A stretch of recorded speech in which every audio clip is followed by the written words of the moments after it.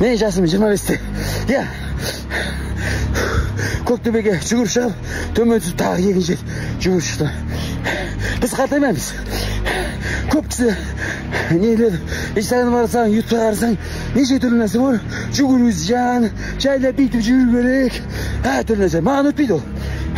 Жігіт болсаң, жүгір, шыда, төзімді бол. Таңертең ерте тұр. Ең бірінші қадам жалпама өмірде жақсы өмір сүргің келетін болса бар ғой, ерте тұрып, шынығасың, жүгіресің, өз-өзін табис етесің, и шыдамды боласың. Болды, жолың ашыла берді ғой.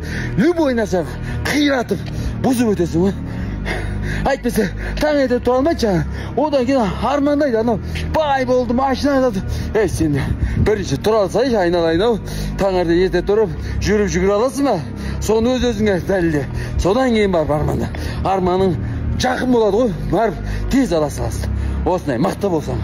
Давай, жігіттер, жатпаймыз, ұйықтамаймыз, мықты боламыз. Анау менің өтірік жасым өтсеңіз ғой, солар жүре жата берсін, ұйықтай берсін. Өмірде ұйыққа қалмаған ғой.